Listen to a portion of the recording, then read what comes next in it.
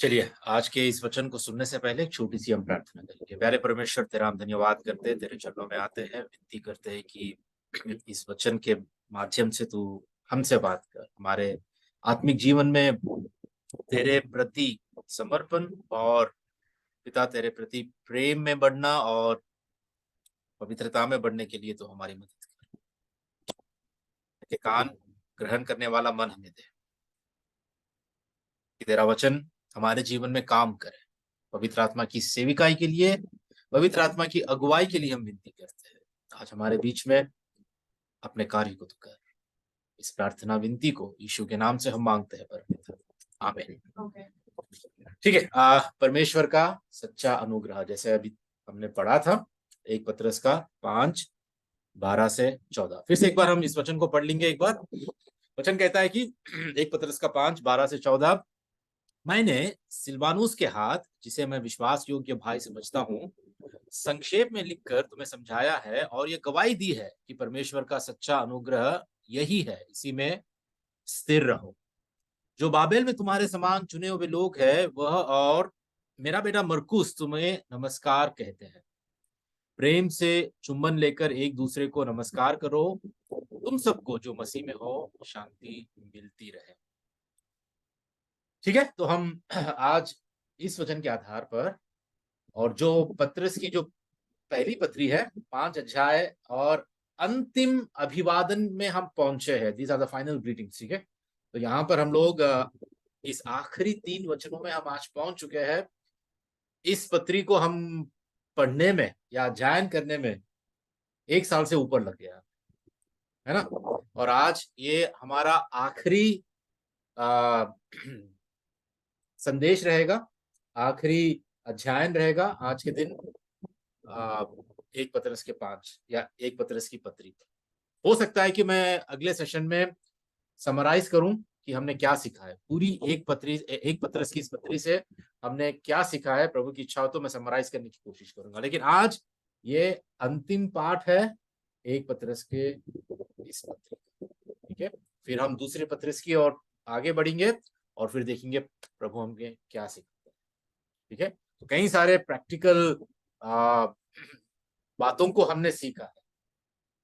वास्तविक व्यवहारिक जीवन में हम जिस तरह हमें जीना चाहिए, इस पहले पत्रस की पत्री से बहुत कुछ हमने सीखा। उसके साथ साथ कई बाइबल के सिद्धांतों को भी हमने देखा है, जाना है। तो आज के दिन यहाँ पर जो पत्रस कह रहा है कि परमेश्वर का सच्चा अनुग्रह यही है, इसी में स्थिर रहो। ये क्या है? सच्चा अनुग्रह कैसा होता है? अगर सच्चा अनुग्रह है तो क्या झूठा अनुग्रह भी है? ये सारी बातों को हम देखेंगे। लेकिन शुरुआत से हम एक एक वचन को, एक एक शब्द को हम देखते हुए हम आगे बढ़ेंगे। ठीक है, सबसे पहले यहाँ पर सिलवानुस या सिलास भी कहते हैं। ठीक है, शुरुआत होती है, पत्रस ये कहता है कि मैंने सिलवानुस के हाथ, जिसे मैं विश्वास योग्य भाई समझता हूं, संक्षेप में लिखकर तुम्हें समझाया है। लिखने वाला कौन है यहाँ पर? सिलवानुस, सिलास। इसको सिलास भी कहते हैं। ठीक है, इंग्लिश में साइलस भी कहते हैं। ठीक है, तो सिलवानुस सिलास दोनों एक ही है। लिख रहा था सिलवानुस, लेकिन शब्द किसके थे? पत्रस के। पवित्र आत्मा के द्वारा प्रेरित होके पत्रस कह रहा था और सिलवानुस लिख रहा था। ठीक है, तो ये बात हमें देखना है, समझना है। ठीक है, तो सिलवानुस है कौन? कौन है ये सिलवानुस? इसका हम सबसे पहली बार कहां पर इसका नाम हम देखते हैं, कहां पर हम सुनते हैं, थोड़ा सा मैं आपको बता दूंगा ताकि आपको पता चले कि यह है कौन। ठीक है, तो हम सबसे पहले सिलवानुस को प्रेरितों के 15 अध्याय में हम पाते हैं। ठीक है, प्रेरितों के 15 अध्याय में होता क्या है, हम पढ़ने से पहले हम देख लेते हैं कि, थोड़ा सा मैं आपको बता देता हूं कि थोड़े यहूदी लोग जो मसीह में आ रहे थे, उन पर ये दबाव डाल रहे थे कि मूसा की व्यवस्था का पालन आपको करना चाहिए। ठीक है, जैसा कि आपको खतना करना चाहिए और आ, मंदिर में जाके चढ़ावा चढ़ाना चाहिए। ये सारे काम आपको, जो मूसा की व्यवस्था में जितने भी नियम है उनका पालन आपको करना चाहिए। लेकिन नहीं, मैं क्या कहा, ध्यान से तुमने सुना? जो यहूदी मसीह में आ रहे थे उनके प्रति थोड़े यहूदी ऐसा कह रहे थे कि जो भी मसीह में आएगा उनको ये सब कुछ करना है। तो ये बात प्रेरितों को सही नहीं लगी, खासकर पौलुस को और बरनबास को सही नहीं लगी। तो उन्होंने क्या कहा, उन्होंने ये कहा कि ठीक है, हम यरूशलेम जाएंगे, यरूशलेम में जहां पर आ, कलीसिया है, जो हेडक्वार्टर्स है, ठीक है, जो आदि कलीसिया आदि मंडली है, जिनको जहां पर अधिकतम प्रेरित वहां पर थे पतरस के साथ, प्राचीन लोग थे, लोग चला रहे यरूशलेम की उस कलीसिया को। तो वहां पर ये लोग गए, पौलुस और बरनबास, और जहां वहां पर जाने के बाद सारे लोगों से डिस्कशन हुआ, और सभी प्रेरित, सभी प्राचीन बैठकर एक फैसला किए, ठीक है, एक निर्णय पे आए कि ये गलत है, ये गलत है कि व्यवस्था के कर्मों से कोई उद्धार नहीं पाता, और हमें किसी पर ये दबाव नहीं डालना, ठीक है।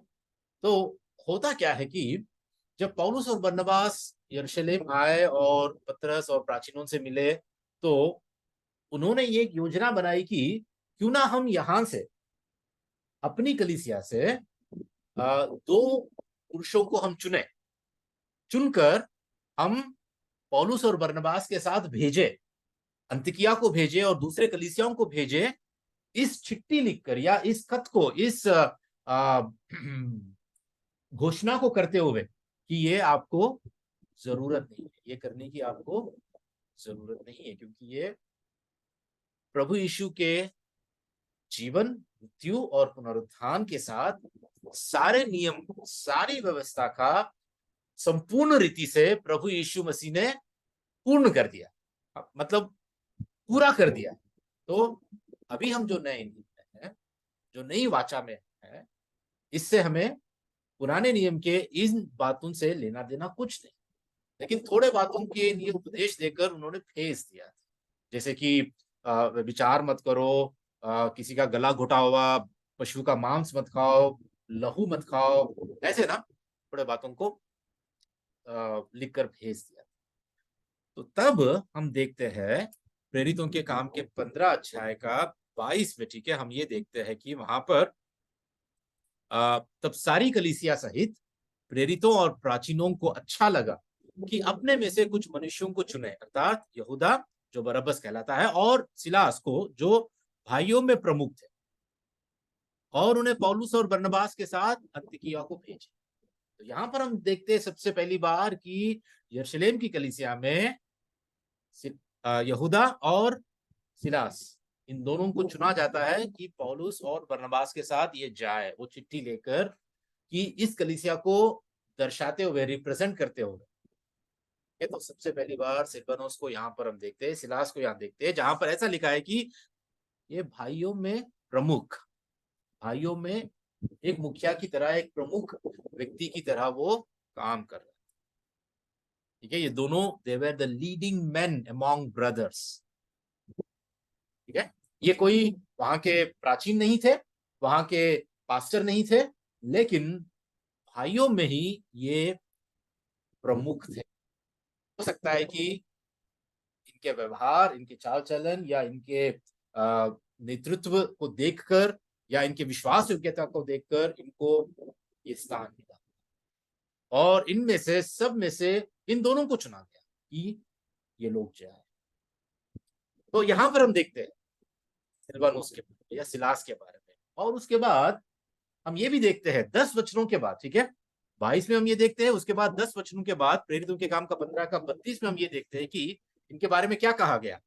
यहूदा और सिलास ने, जो आप भी भविष्यद्वक्ता थे, ठीक है, ये दोनों भविष्यद्वक्ता थे, बहुत बातों से भाइयों को उपदेश देकर स्थिर किया। जहां पर ये गए थे पौलुस और बरनबास के साथ, जहां जहां पे भी ये गए थे, वहां उन कलीसियाओं में सारे भाइयों को, वहां के लोगों को इन्होंने क्या किया, बहुत बातों से उपदेश देकर स्थिर किया, ठीक है। वचन कहता है कि ये भविष्यद्वक्ता, मतलब नए नियम में भी हम पाते हैं नए नियम में भी हम पाते हैं कि भविष्यद्वक्ता थे। आदि मंडली में, आदि कलीसिया में परमेश्वर ने भविष्यद्वक्ताओं को नियुक्त किया था। ठीक है, ये अपने आप से नियुक्त नहीं हुए हैं, अपने आप से, दे वर नॉट सेल्फ अपॉइंटेड, अपने आप से अपने खुद को मैं अपोस्तल, मैं प्रोफेट, है ना, आजकल चल रहा है ना बहुत कुछ, अपने आप से किसी को कोई सेल्फ अपॉइंटेड नहीं थे जो आज हम देखते हैं, है ना, अपने आप को बहुत बड़े बड़े टाइटल्स देते हैं आज के दिन लोग।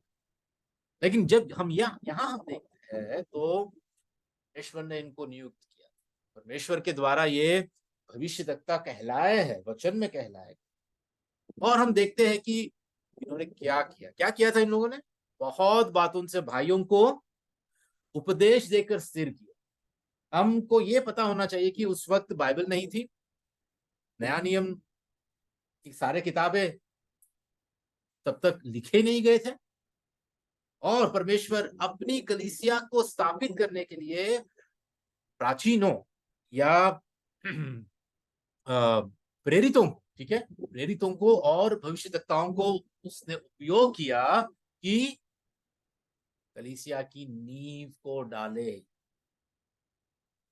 ठीक है, और जो भी प्रकाशन मिलता था इन प्रेरितों को और भविष्यद्वक्ताओं को, परमेश्वर के द्वारा जो प्रकाशन मिलता था वो कलीसिया को बताते थे। ठीक है, और पत्री लिखते थे, जिनमें कई सारी पत्री आज बाइबल में इकट्ठा की। ठीक है, तो प्रश्न हमारे पास ये आ जाता है कि नए नियम में, नए नियम में बाइबल के अनुसार भविष्यवाणी को हम कैसे समझें। भविष्यद्वक्ता, जैसे कि अभी ये सिलवानुस, ये सिलास भविष्यद्वक्ता है, तो नए नियम में भविष्यवाणी के विषय में नए नियम क्या कहते हैं,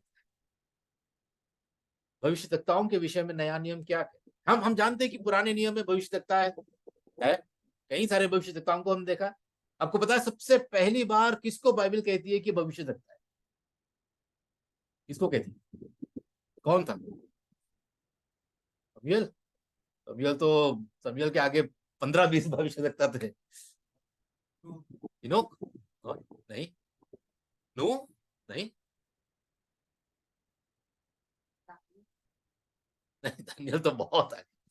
हाँ, एग्जैक्टली, अब्राहम को। ठीक है, अब्राहम को परमेश्वर खुद कहता है, अबीमेलेक के पास जब सारा सारा को अबीमेलेक पकड़ के ले जाता है ना, कि अब्राहम डर के, ये मेरी बहन बोलता है ना, तब अबीमेलेक राजा उसको चाहता है, देखता है उसकी सुंदरता देख कर ना, इससे शादी करना, ब्याह करने की, अपनी पत्नी की तरह उसको रखने के लिए ले चले जाता है। तब परमेश्वर स्वप्न में अबीमेलेक को दर्शन देकर कहता है कि देख, ये जो स्त्री है वो अब्राहम, भविष्यद्वक्ता अब्राहम की पत्नी है। ठीक है, वहां पर हम सबसे पहली बार पाते हैं कि अब्राहम को भविष्यद्वक्ता, तो अब्राहम के बाद कई सारे भविष्यद्वक्ता। ठीक है, यूहन्ना, बपतिस्मा देने यूहन्ना तक, और यीशु मसीह को भी भविष्यद्वक्ता कहा गया। तो पुराने नियम में हम देखते हैं, ठीक है, पुराने नियम में हम देखते हैं कि सारे भविष्यद्वक्ता उनका काम क्या था, परमेश्वर का जो वचन था उन तक, जो परमेश्वर की वाणी आती थी उसको लोगों तक पहुंचाना। और पुराने नियम का एक सबसे बड़ा काम इन भविष्यद्वक्ताओं का ये था कि वो इस्राएल की प्रजा के लिए बातें करें, परमेश्वर के वचन को उन तक पहुंचाए। वो हो सकता है आने वाले घटनाओं की घोषणा, हो सकता है कि चेतावनी देना, हो सकता है कि कुछ काम ना करे या कुछ काम करे। ये सारी बातों को परमेश्वर की ओर से वो स्पोक्स पर्सन, या परमेश्वर की ओर से वो बातें करने वाले, वचन सुनाने वाले, परमेश्वर के उस योजना को बताने वाले भविष्यद्वक्ता। लेकिन जब हम नए नियम में आते हैं तो आपको क्या लगता है, क्या ये काम नए नियम में भी किया गया? क्या नए नियम में भविष्यद्वक्ताओं ने सिर्फ और सिर्फ यहूदियों से बातें की, यहूदियों को ही बोला गया? नए नियम में भविष्यद्वक्ता कहाँ हम देखते हैं, कैसे देखते हैं, उनकी सेविकाई क्या क्या है? अगर किसी को भविष्यवाणी करने का वरदान भी दिया गया था तो वो उसने क्या किया? तो हम इन थोड़ी बातों को हम देखेंगे, ठीक है, क्योंकि हमारे लिए जरूरी है। ठीक है, तो नए नियम में भविष्यवाणी। सबसे पहले पहले कुरिन्थियों का 14:3 में पौलुस कहता है कि परंतु जो भविष्यवाणी करता है वह मनुष्यों से उन्नति और उपदेश और शांति की बातें कहता है। क्या कहता है? उन्नति और उपदेश और शांति की बात। नए नियम में भविष्यवक्ता का सबसे प्राथमिक काम यही होता है कि वो मनुष्यों से उन्नति और उपदेश और शांति की बातें कहे। ठीक है, जरूरी नहीं है कि भविष्य में होने वाली घटनाओं के बारे में ही बताए। ठीक है, प्राथमिक रूप से ये काम भविष्यवक्ताओं का होता है, जहां पर जिसके पास भविष्यवाणी का वरदान दिया गया। ये हम पाते हैं। साफ साफ वचन कहता है कि क्या आपको यहां लग रहा है, यहां पर क्या पौलुस कह रहा है कि भविष्यवक्ता या कि भविष्यवाणी जो करता है वो भविष्य में होने वाली बातों को उसकी घोषणा कर रहा है या उसको बता रहा है? कहीं पर हम नहीं पाते। ठीक है, इसका मतलब ये भी नहीं है कि ऐसा नहीं होगा। हम अगबुस कह के एक भविष्यवक्ता को हम देखते हैं जिसने एक अकाल के बारे में भविष्यवाणी, जो आने वाली घटना, जो होने वाली घटना, उसके बारे में भविष्यवाणी। लेकिन प्राथमिक रूप से हम ये देखते हैं कि नए नियम में जिसको भी भविष्यवाणी का वरदान दिया गया है वो कलीसिया की उन्नति के लिए, उपदेश के लिए और शांति की बातें। ये नहीं कि यहोवा की वाणी यही है या सेनाओं के यहोवा की वाणी यही है, आपके बेटे की इस बेटी से शादी हो, या आपको ये घर अच्छा है, इस घर में आपको जाना है, या आपके लिए ये नौकरी ठीक है, इसी नौकरी को आपको करना है। हाँ? आपके लिए आज का दिन बहुत अच्छा है, ये समय आपका शुभ मुहूर्त है। हाँ? आप इसी वक्त, इसी टाइम पर आप प्रार्थना कीजिए, परमेश्वर आपकी प्रार्थना सुनेगा। आप इतने घंटे उपवास कीजिए, परमेश्वर आपकी प्रार्थना सुनेगा। या आप इस वक्त किसी के पास जाकर इसको कुछ दान दीजिए, परमेश्वर आपका काम कर देगा। ठीक है, ये सारी जब भविष्यवाणियां जब हम सुनते हैं ना, और फिर अंत में स्टैंडर्ड स्टेटमेंट जो होता है, सेनाओं का यहोवा का यही वाणी है ना, ऐसा लोग कहने वाले, भरमाने वाले और ये सब भविष्यवाणी करने वाले आज हजारों लाखों में अपने ही बीच। ठीक है, लेकिन कभी ये लोग उन्नति और उपदेश और शांति की बातें कहते हैं? जो उन्नति होनी चाहिए, जो उपदेश देना, जो खरा उपदेश, द साउंड डॉक्ट्रिन, खरा उपदेश, जिसके माध्यम से ये पाप से छुटकारा पाकर परमेश्वर की ओर फिरे, मुड़े, सच्चा सुसमाचार सुनकर उस शांति को। कभी भी सिर्फ चंगाई, धन, दौलत, ये होगा, वो होगा, यहाँ जाओ, वो वहां जाओ, ये करो, वो करो, सिर्फ यही है आजकल की भविष्यवाणी में, यही होता है ना। इसीलिए वचन भी ये कहता है कि हर आत्मा को परखो, जो भविष्यवाणी करता है हर भविष्यवाणी को परखो, टेस्ट करो कि क्या ये वचन के अनुसार है, क्या वचन ऐसा कहता है, क्या वचन में विश्वासियों के लिए ऐसा ही लिखा है, क्या ये परमेश्वर की इच्छा है, क्या जिस आत्मा से वो भविष्यवाणी कर रहे हैं क्या वो सही है। आपको एक वचन सुनकर अजीब लगेगा, ठीक है, इफिसियों के 2:19 में वचन कहता है कि इसलिए तुम अब परदेशी और मुसाफिर नहीं रहे, परंतु पवित्र लोगों के संगी, स्वदेशी और परमेश्वर के घराने के हो गए, और प्रेरितों और भविष्यद्वक्ताओं की, सुनो ध्यान से सुनो, आप कौन है यहाँ पर? प्रेरितों और भविष्यद्वक्ताओं की नींव पर, जिसके कोने का पत्थर मसीह यीशु आप ही है, बनाए गए हो। क्या कह रहा है? किसकी नींव पर बनाए गए हो? कलीसिया किसकी नींव पर बनाई गई है? प्रेरितों और भविष्यद्वक्ताओं की नींव पर। ठीक है, कलीसिया इनकी नींव पर बनाई गई है, ये कलीसिया की नींव पर नहीं बनाए गए। ठीक है, प्रेरितों और भविष्यद्वक्ताओं को जिसको परमेश्वर ने स्थापित किया, जिसको नियुक्त किया था कलीसिया की नींव डालने के लिए, कलीसिया को स्थापित करने के लिए, ठीक है, तभी उसी नींव पर कलीसिया बनाई, प्रेरितों और भविष्यद्वक्ताओं, apostles and prophets। ठीक है, और आजकल हर कोई अपने आप को अपोस्टल कहता है, हर कोई अपने आप को प्रॉफिट कहता है। तो क्या आज फिर से हमें नींव डालनी पड़ेगी? हाँ, फिर से हमें कलीसिया की नींव डालनी पड़ेगी क्या? ये जो अपने आप को प्रेरित और भविष्यद्वक्ता कहते हैं कि अभी फिर से कलीसिया की नींव हमको डालनी पड़ेगी? हाँ, नींव मतलब फाउंडेशन, ठीक है, बुनियाद। तो क्या हमें आज जरूरत है फिर से ये प्रेरित और भविष्यद्वक्ताओं की, क्या हमें जरूरत है कि हम फिर से नींव डालें? वैसे प्रेरित, जैसे मैंने पिछली बार बताया था, कौन है प्रेरित, किसको प्रेरित कहा गया बाइबल में? कौन है प्रेरित? 3 कंडीशंस। सबसे पहले वो 12 प्रेरितों में एक होना चाहिए, या उसकी जगह पर किसी को अगर कलीसिया चुनती है तो उन 12 में से एक होना चाहिए। और दूसरी बात, वो प्रभु यीशु मसीह का पुनरुत्थान का चश्मदीद गवाह होना चाहिए, आंखों देखा गवाह होना चाहिए। तीसरी बात, वो भेजा जाना चाहिए, परमेश्वर प्रभु के द्वारा खुद नियुक्त किया जाकर वो भेजा जाना चाहिए। बाइबल में हम इसको देखते हैं, प्रेरित मतलब ये हो, प्रेरित का जो कार्यालय, the office of the apostle, the office of the profit, जिसको हम आदि कलीसिया में ही देखते हैं। तो क्या आज हमें वो जरूरत है फिर से? जिनको प्रभु ने प्रकाश दिया, अपना वाक्य, अपने वचन को, अपनी सच्चाई को प्रकट करने के लिए, लिखने के लिए, वचन की इन बातों को, शास्त्र को हम तक पहुंचाने के लिए प्रेरितों और भविष्यद्वक्ताओं का परमेश्वर ने तब उपयोग किया है, नींव डाल दी है परमेश्वर ने।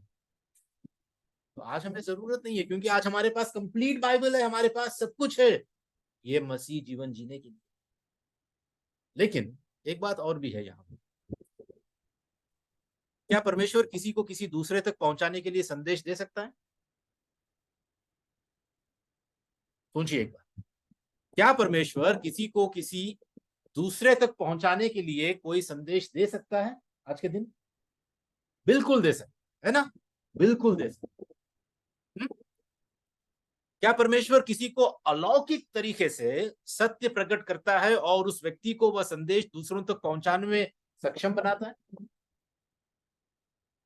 बिल्कुल। ठीक है, अलौकिक सुपर नेचुरल वे में, अलौकिक तरीके से किसी को सत्य प्रकट करके उस व्यक्ति को वह संदेश दूसरों तक पहुंचाने में वो सक्षम बना सकता है। ठीक है, बिल्कुल बिल्कुल, हाँ अभी, टुडे, यस, हो सकता है कि नहीं? हाँ बिल्कुल, कर सकता है परमेश्वर, कर सकता है। ठीक है, और आखिरी प्रश्न, तो क्या यह भविष्यवाणी का बाइबल वरदान है?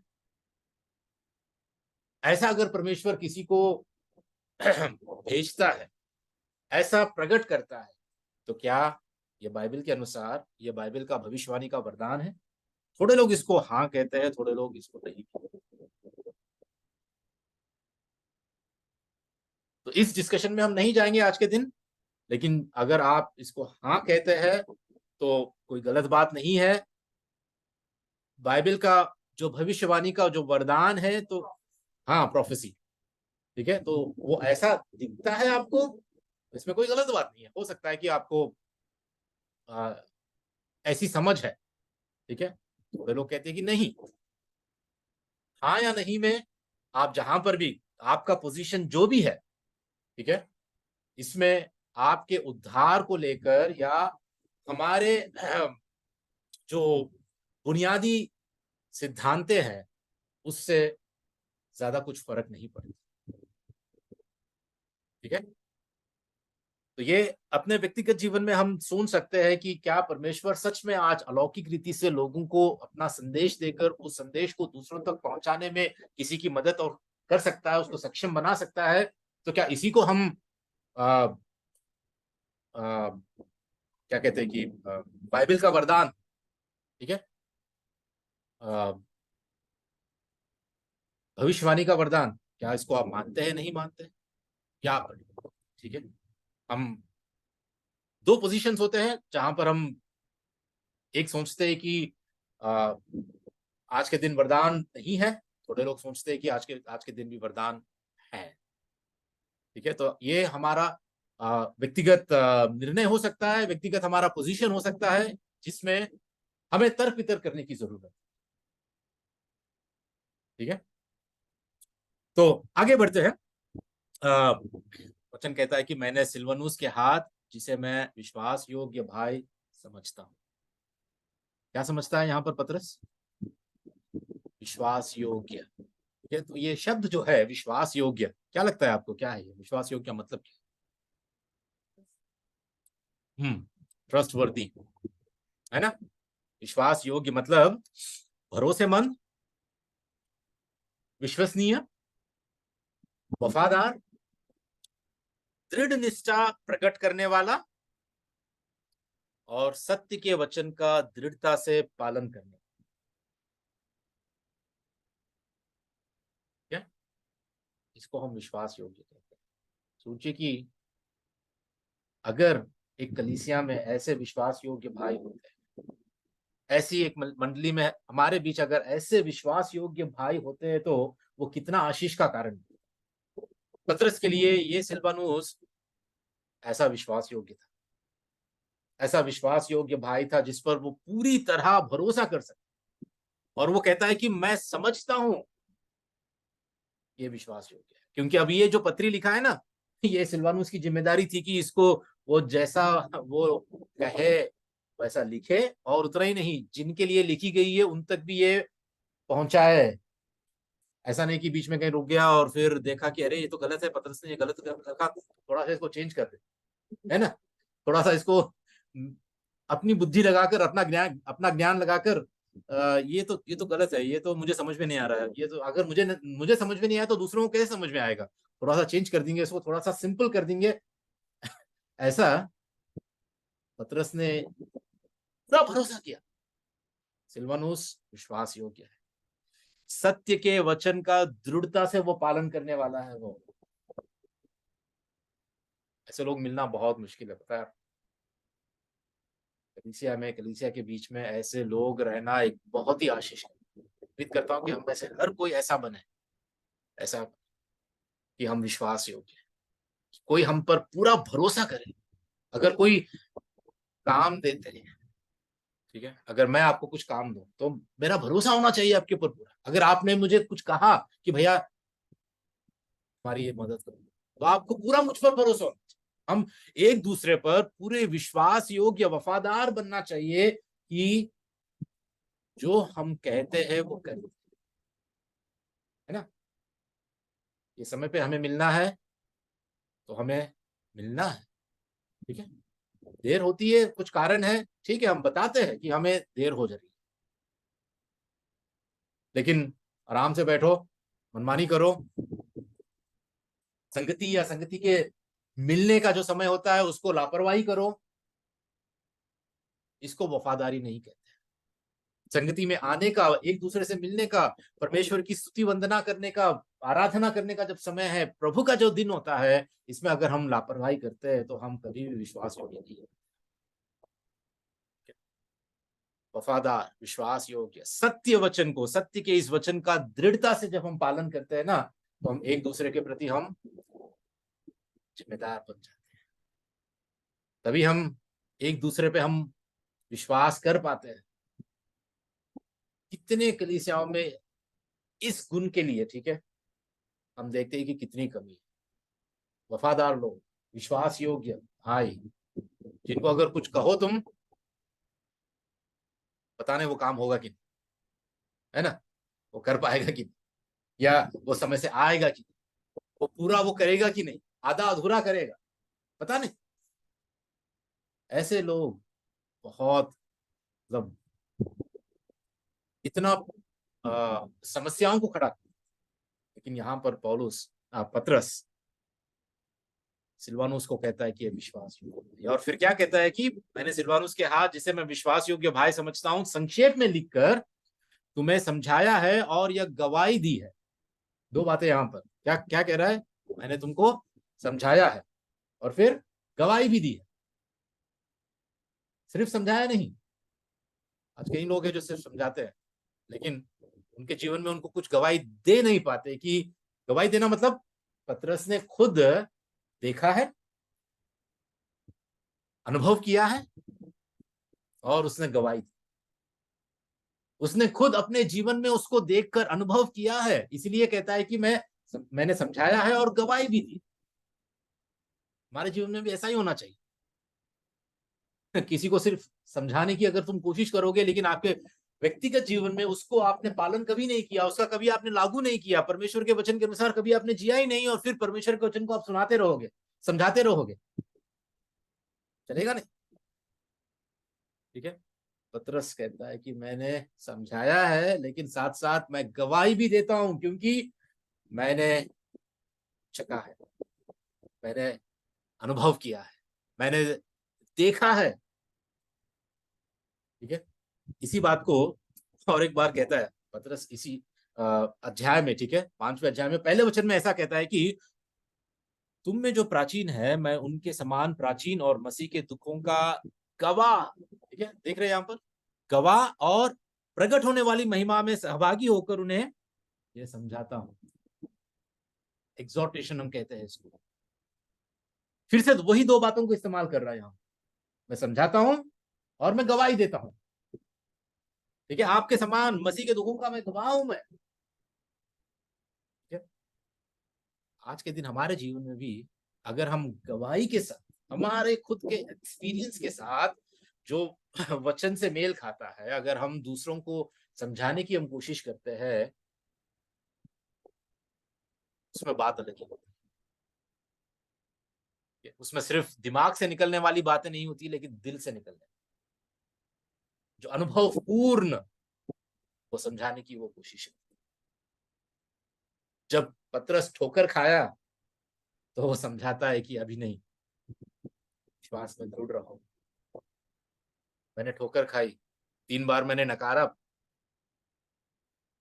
मैं जानता हूं, इसलिए दृढ़ होकर शैतान का सामना करो, भरमाने में मत आओ, धोखा मत खाओ। हर बात में, पहले अध्याय से लेकर 5वें अध्याय तक बहुत बहुत पतरस ने पवित्र आत्मा की प्रेरणा में बहुत समझाया। ठीक है। फिर क्या कहता है कि संक्षेप में लिखकर तुम्हें समझाया है और यह गवाही दी है कि परमेश्वर का सच्चा अनुग्रह यही है, इसी में स्थिर रहो। अब हम आते हैं कि परमेश्वर के सच्चे अनुग्रह कि है क्या परमेश्वर का सच्चा। ठीक है। यहाँ पे हम देखना है कि सच्चा अनुग्रह, ठीक है, जहां पर सत्य है और अनुग्रह है। सच्चा अनुग्रह मतलब, इसका मतलब होता है, अगर आप ग्रीक ट्रांसलेशन में आप देखोगे तो सच्चा अनुग्रह होता है कि जो छिपा हुआ नहीं है। ठीक है। जो छिपा हुआ नहीं है, जो वास्तविकता के अनुरूप है, रियलिटी में है वो। ठीक है। छिपा हुआ नहीं है। ठीक है। वो प्रकट है, प्रकट किया गया है, और तथ्यों के अनुरूप, मतलब इन अकॉर्डेंस विद फैक्ट्स, तथ्यों के अनुरूप है। तो आपको लग रहा होगा कि अगर सच्चा अनुग्रह है तो क्या भैया झूठा अनुग्रह भी है? अनुग्रह कैसा होता है? सच्चा अनुग्रह कैसा होता है? कैसे हम पहचाने कि सच्चा अनुग्रह क्या है? पतरस कहता है कि परमेश्वर का सच्चा अनुग्रह यही है, इसी में स्थिर रहो। पिछली बार हमने देखा था अनुग्रह के विषय में, अनुग्रह का मतलब क्या होता है। ठीक है। क्या क्या हम अनुग्रह को कमा सकते हैं क्या? अनुग्रह जब किसी विश्वासी पाता है परमेश्वर से, तो कैसे हम जाने कि ये परमेश्वर का ही सच्चा अनुग्रह? ठीक है। उसके लिए हम देखेंगे थोड़ा वचन। इससे पहले कि सच्चा अनुग्रह और झूठा अनुग्रह के विषय में हम देखें, यहां पर जो सच्चा अनुग्रह मतलब सत्य और अनुग्रह दोनों साथ साथ है ना। सोचो, सोचो कि अगर परमेश्वर सत्य के बिना ही अनुग्रह हम पर करता है, वैसे तो सत्य और अनुग्रह को हम अलग नहीं कर सकते, ठीक है, हमेशा ये जुड़ा हुआ होता है। लेकिन सोचो कि अगर परमेश्वर सत्य के बिना अनुग्रह हमको देता है, मतलब तुम्हें सच्चाई पता ही नहीं, सच्चाई को कभी उसने प्रकट ही नहीं किया। सच्चाई क्या है? अगर सोचो कि व्यवस्था का पालन करना ही और आज्ञाओं का पालन करना ही सत्य है, और वो सत्य के बिना, वो सत्य को तुम नहीं जानते, जहां पर प्रभु यीशु मसीह ने व्यवस्था का पालन किया, व्यवस्था को पूरा किया, परमेश्वर के क्रोध को तृप्त किया, हमारे सारे पापों का दाम उसने चुका दिया, सारी बातों को आपको पता ही नहीं, लेकिन इसके बिना परमेश्वर आपको अगर अनुग्रह दे देता है तो क्या होता है पता है? आज कई सारे लोगों के प्रचार ऐसा ही, कुछ करने की जरूरत नहीं, मन फिराने की जरूरत नहीं, पश्चाताप करने की जरूरत नहीं है, ठीक है, अनुग्रह, परमेश्वर का ग्रेस महान है, काफी है। पौलुस भी कहता है कि तेरा अनुग्रह मेरे लिए काफी है। तो बस अनुग्रह है तो आपके लिए सब कुछ, आपको अभी चिंता करने की कोई जरूरत नहीं। मतलब सत्य को छोड़कर सिर्फ अनुग्रह की बात हम जब करते हैं ना, तो क्या होता है? हम धोखेबाज होते हैं, हम धोखा दे रहे हैं। तो इसलिए सत्य के बिना अगर अनुग्रह का प्रचार हुआ है या परमेश्वर ऐसा करता भी है तो वो धोखेबाज होता है।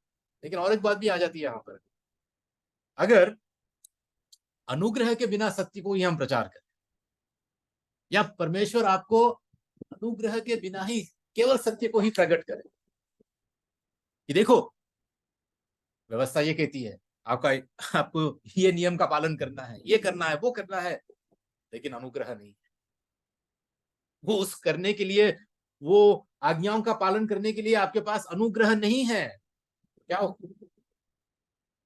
क्या होगा? आप निंदित होगे, यू विल बी कंडेम्ड, है ना? तो परमेश्वर निंदा करने वाला, इसलिए हमें सत्य और अनुग्रह दोनों को हम अलग नहीं कर सकते। ये हमारे लिए जरूरी है कि सच्चा अनुग्रह, परमेश्वर का सच्चा अनुग्रह, इसको हम पाए, ठीक है। जब सच्चा अनुग्रह है तो झूठा अनुग्रह भी है, जैसा मैंने अभी कहा। तो हम कैसे जाने, कैसे जाने? तो एक वचन में आपको बताना चाहता हूं, यहूदा के 1:4, यहूदा के 1:4 में ऐसा लिखा है, क्योंकि कितने ऐसे मनुष्य चुपके से हम में आ मिले हैं, जिनसे इस दंड का वर्णन पुराने नियम में पहले से ही लिखा गया था।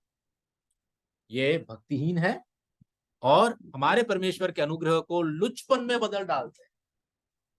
क्या करते हैं लोग?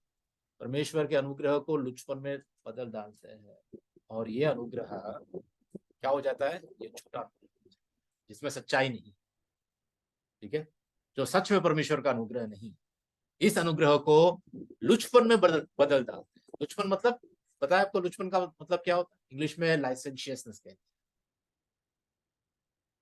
ठीक है। लुचपन का मतलब यह होता है कि यह संयम का पूर्ण अभाव है, जिसमें शर्म की कोई भावना नहीं और अशुद्धता से कोई रोक नहीं। मतलब अब इनको कोई शर्म शर्म भी नहीं आती, अपने आप में संयम नहीं होता है और शर्म नहीं होती है, कुछ भी करो, मनमानी करो, शर्म नहीं है और अशुद्धता के रोक नहीं। बचपन इसको मतलब तुमको अभी लाइसेंस मिल गया, कुछ भी करो, परमिट मिल गया, कर सकते हो, यहाँ पर जो भी चाहो वो कर सकते हो, है ना? किसी को ओपन वीजा मिल जाता है ना, ओपन परमिट, पता नहीं ऐसा है या नहीं है सिंगापुर में, लेकिन ऐसा जब मिल जाता है तो कुछ भी कर सकते हो, you are free to do anything. Licence मिल गया है, कोई भी गाड़ी चला लो, है ना, कैसे भी चला लो, किसी को भी धक्का दो, किसी का भी एक्सीडेंट करवा, लाइसेंस, पाप करने के लिए लाइसेंस मिल गया है, मतलब जिसमें अभी कोई शर्म की भावना भी नहीं है, अशुद्धता की अभी रोक कुछ भी नहीं है। क्यों? क्योंकि अनुग्रह है, मेरा अनुग्रह तेरे लिए काफी है, यही आता है ना? ये है झूठा अनुग्रह। झूठा अनुग्रह में ये होता है, लेकिन सच्चा अनुग्रह क्या होता है पता है? जैसा यहाँ पे लिखा है, अनुग्रह मुफ्त में दिया जाता है, लेकिन यह पाप करने का लाइसेंस नहीं है, ठीक है, it is not a licence to sin. लेकिन जब हम सच्चे अनुग्रह की बात करते हैं तो सच्चा अनुग्रह ऐसा दिखता है, ठीक है। यहाँ पर तीतुस को पौलुस लिखता है कि क्योंकि परमेश्वर का अनुग्रह प्रकट है जो सब मनुष्यों में उद्धार लाने में सक्षम है। और हमें चिताता है, अनुग्रह चिताता है, इट गिव्स यू वार्निंग, ठीक है, कि हम अभक्ति और सांसारिक अभिलाषाओं से मन फेर कर इस युग में संयम और धार्मिकता से और भक्ति से जीवन बिताए और उस धन्य आशा की अर्थात अपने महान परमेश्वर और उद्धारकर्ता यीशु मसीह की महिमा के प्रकट होने की प्रतीक्षा करते रहे। यहाँ है अनुग्रह, ये परमेश्वर का सच्चा अनुग्रह जो हमें उद्धार लाने में सक्षम करता है, ठीक है। और हमें वो चिताता है, इट गिव्स अस वार्निंग, इसलिए कि हम अभक्ति और संसारिक अभिलाषाओं से मन फेर कर इस युग में कैसा जीवन जिए, संयम और धार्मिकता और भक्ति से हम जीवन बिताए। किसी विश्वासी के जीवन में अगर अनुग्रह है, परमेश्वर का सच्चा अनुग्रह है, तो वो क्या करेगा, वो संयमी होगा, वो धार्मिकता से जीवन जिएगा और वो भक्ति से जीवन जिएगा, दिखावे का जीवन नहीं जिएगा, वो कपट रहित जीवन नहीं जिए, ठीक है। वो धन्य आशा, उस धन्य आशा के साथ वो जीवन जिएगा कि अपना महान परमेश्वर और उद्धार करता यीशु मसीह की महिमा प्रकट जब तक ना होगी तब तक मैं प्रतीक्षा करूं, उसी आशा में वो लगा रहे। This is the true grace, ये है सच्चा अनुग्रह जो पतरस बात कर रहा है। जो लोग दुखित थे, जो लोग क्लेश से गुजर रहे थे, जिनको ये पत्री लिख रहा था, के लिए यही कह रहा है कि परमेश्वर का सच्चा अनुग्रह यही है, अपने क्लेशों में स्थिर रहो, छोड़ो मत मसीह को, अपने विश्वास में दृढ़ रहो, उस आशा में, उस धन्य आशा को थामे रहो कि एक दिन आएगा, भले ही वो धरती पर नहीं, लेकिन एक दिन जरूर परमेश्वर आपको छूटता है, चाहे वो धरती पे हो या ना हो, लेकिन वो धन्य आशा कि हमारा परमेश्वर, हमारा उद्धार कर, उसकी महिमा में वो आएगा और हमें भी उसकी महिमा देगा, ये भी हो उसकी महिमा, ठीक है। This is the true grace of God, ठीक है। तो सोचने की बात यह है कि क्या ऐसा अनुग्रह हमने पाया है। सोचने की यह बात है कि क्या ऐसा अनुग्रह हमारे जीवन में हमने देखा है जहां पर हम संयमी होकर धार्मिकता का जीवन हम जिए। एक सच्चे विश्वासी की जो पहचान है, जो चिन्ह हम नाइजर भाई के प्रचार में भी हमने देखा है, पहले यूहन्ना के पत्री में से, what are the signs of a true believer, what are the marks of a true believer, कि कैसे वो धार्मिकता का जीवन जीता है, कैसे वो अपने भाइयों से प्रेम करता है, कैसे वो अपने व्यवहारिक जीवन में अभ्यास करता है धार्मिकता, ठीक है। तो यह है परमेश्वर का सच्चा अनुग्रह। एक बात यहाँ पे कहना चाहता हूं, अनुग्रह पर कोई भी शिक्षा जो ढिलाई, अधर्मी, असंयमित जीवन उत्पन्न करती है, सच्चे अनुग्रह की विकृति है। It is a perversion of the true grace of God. जो भी शिक्षा अगर आपको ढिलाई में, मतलब अपने अपने मसीही जीवन में वो आपको ऐसे ढीला कर देती है कि अब आपकी मर्जी, आप कुछ भी कर सकते हो, मनमानी करो, आप पाप में भी गिरो, कुछ कोई बात, ठीक है। दुख की बात यह है कि आज कई सारे कलीसिया ऐसा ही प्रचार कर, सिंगापुर में भी ऐसा एक बड़ा सा चर्च है, बहुत बड़ा चर्च है, जिसमें हजारों लोग, ठीक है, मेंबरशिप, हजारों लोगों की मेंबरशिप, ठीक है, जहां पर यही प्रचार किया जाए कि अगर आप अपने पत्नी को डिवोर्स भी दे दो कोई बात नहीं, अनुग्रह है, किसी के साथ दूसरा अफेयर भी हो कोई बात नहीं, परमेश्वर का अनुग्रह है, आपके पाप पिछले अतीत में, अब और आगे हमेशा के लिए धुले गए हैं, तो आपको चिंता करने की बात नहीं है। हर पाप आपका अनुग्रह के कारण मसीह में आपका छिपा गया है, पूरा हो गया है, शुद्ध किया गया है, तो आपको आप जैसा भी मन चाहो जी सकते।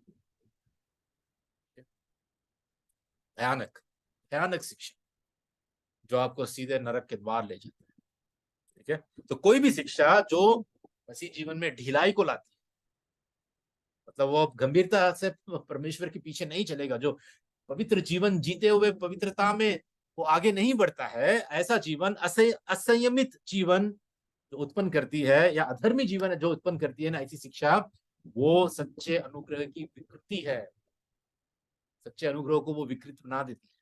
हमें ध्यान देना है। देखो, वेस्ट, ये एक थियोलॉजियन है, उन्होंने ऐसा कहा कि उद्धार के रूप में अनुग्रह इतना प्रभावशाली है कि जो इसे प्राप्त करता है वह पाप से मुक्त होकर जीवित परमेश्वर की सेवा करता है। ध्यान से सुनो, जो सच्चा उद्धार पाता है और जो सच्चा अनुग्रह पाता है, वो पाप से मुक्त होकर जीवित परमेश्वर की वो सेवा करता है और पवित्र जीवन जीता है। इतना ही नहीं, अनुग्रह में ना केवल धार्मिकता प्रदान करना शामिल है, बल्कि आंतरिक परिवर्तन भी शामिल है।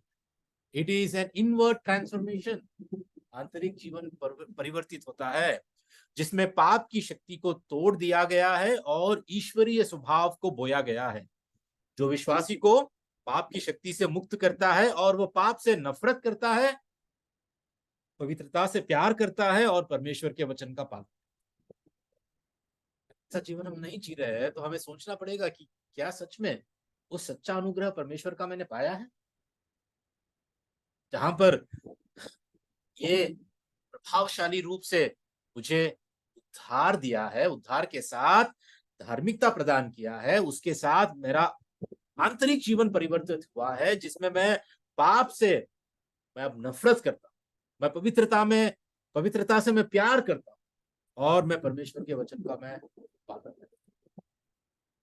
हमारे लिए बहुत बड़ी चुनौती है। और अंत में, ठीक है, 13 में ऐसा कहता है कि जो बाबेल में तुम्हारे समान चुने हुए लोग हैं, वो वह और मेरा पुत्र मरकुस तुम्हें नमस्कार कहते हैं। ठीक है, मतलब साथ साथ यहाँ ये सब कुछ बात लिखने की जरूरत नहीं थी पतरस को, लेकिन सिलवानुस के बारे में लिखता है। अब फिर बाबेल में जो तुम्हारे समान चुने हुए लोग हैं, ये बाबेल कौन है, कहाँ है? लोग थोड़े कहते हैं कि रोम को भी बाबेल कहा गया है, जिसको इंग्लिश में बेबीलोन कहते हैं, या बाबेल वास्तव में एक शहर है जहां पर कलीसिया के लोग थोड़े होते हैं, तो उनको उनके साथ पतरस नमस्कार कहें। ठीक है, ये इस पे हमें ज्यादा सोचने की बात नहीं है, लेकिन तुम्हारे समान चुने हुए लोग हैं। ठीक है, चुनाव का सिद्धांत यहाँ पे भी हम देखते हैं कि चुने हुए लोगों के विषय में पतरस बहुत बात है। और मेरा पुत्र मरकुस, ठीक है, ये हो सकता है कि ये एक आत्मिक पुत्र था मरकुस, जो पतरस कहता है कि वह भी तुम्हें नमस्कार कहता है। ठीक है, उसके बाद 14 में हम देखते हैं कि प्रेम से चुंबन लेकर एक दूसरे को नमस्कार करो। ग्रीट वन अनदर विद ए होली किस ऑफ लव। ठीक है, इसका मतलब ये नहीं कि आज हम एक दूसरे को चुंबन लें। ठीक है, इसका मतलब ये नहीं कि हम जब जब मिले एक दूसरे को चुंबन लेते हम नमस्कार करें, नहीं। वहां की संस्कृति में, या उस वक्त की संस्कृति में, या आज भी कई सारे कल्चर्स में ऐसा होता है कि जब मिलते हैं लोग तो चुंबन लेते हैं अपने गाल पर। ठीक है, एक दूसरे को चुंबन देते हैं। तो पतरस का कहने का ये मतलब है कि यहाँ पर कलीसिया में सब एक समान है। There is a unity. ठीक है, सब एक समान है, सबको इसी तरह नमस्कार करो। यहाँ पर हिंदी में जब अनुवाद किया गया तो नमस्कार कहो कह के अनुवाद कर दिया, लेकिन अभिवादन की बात कर रहे हैं हम। ग्रीटिंग इज अभिवादन। ठीक है, हम वैसे अपने कल्चर में हम नमस्कार कहते हैं या जय मसीह कहते हैं, हम हाथ मिलाते हैं या गले भी मिलते हैं, हम, है ना, हम एक दूसरे को चुंबन हम नहीं करते। लेकिन कहने का मतलब ये है कि एक्सेप्ट एवरीवन, अपने भाइयों को, सबको एक समान, चाहे आपके बीच में गरीब हो अमीर हो, चाहे वो धनवान हो या चाहे वो पढ़ा लिखा हो या अनपढ़ गंवार क्यों ना हो, कलीसिया में किसी भी स्थिति वाला क्यों ना हो। ठीक है, नो कास्ट फीलिंग्स, ठीक है, नो स्टेटस फीलिंग, सभी एक समान, सभी को चुंबन लेकर, पवित्र चुंबन से। ठीक है, चुंबन किस कहते ही हमें हॉलीवुड बॉलीवुड याद नहीं आना चाहिए। ठीक है, रोमांटिक किसिंग नहीं, यहाँ पवित्रता की बात कही गई है। एक दूसरे के लिए अफेक्शन, जो चाहत होती है, उसके बारे में कही गई है। वी नीड टू ग्रीट, एक दूसरे का अभिवादन करना चाहिए। ठीक है, प्यार की बात, the main point is love, प्रेम, एक दूसरे के प्रति प्रेम। ठीक है, और फिर अंत में यह कहता है कि तुम सबको जो मसीह में हो शांति मिलती है। शांति किसको मिलेगी? सिर्फ जो मसीह में है। सच्ची शांति उन्हीं को मिलेगी जो सिर्फ मसीह में है। और कैसे मिलेगी? मसीह पे विश्वास करने से, मसीह में रहने से। ठीक है?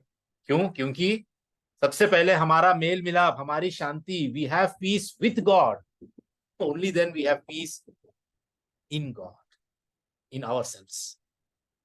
ठीक है? जब तक हमें परमेश्वर के साथ मेल मिलाप नहीं होता, परमेश्वर के साथ हमें शांति नहीं होती, तब तक वो परमेश्वर की शांति हमारे अंदर हम अनुभव नहीं करते। Peace in God is not possible without peace with God, और वो केवल और केवल मसीह में होता है। इसलिए मसीह में हमें रहना बहुत जरूरी है। सच्ची शांति का अनुभव करने हमें मसीह में रहना जरूरी है। मैंने पिछली बार कहा ना, हम सब में रहते हैं लेकिन मसीह में नहीं। दुख की बात यह है कि आज कई सारे लोग कलीसिया में है लेकिन मसीह में नहीं, संगति में है लेकिन मसीह में, बाइबल स्टडी में है लेकिन मसीह में नहीं, है ना? बहुत सोचने की। तो परमेश्वर हमारी मदद और सहायता करे कि हम उस परमेश्वर के सच्चे अनुग्रह को पाए और अपने व्यक्तिगत जीवन में, वास्तविक जीवन में, प्रैक्टिकल लाइफ में उसको हम उसका अनुभव करें और इस रीति से मसीह जीवन जिए। परमेश्वर हमारी मदद करे। चलिए प्रार्थना करके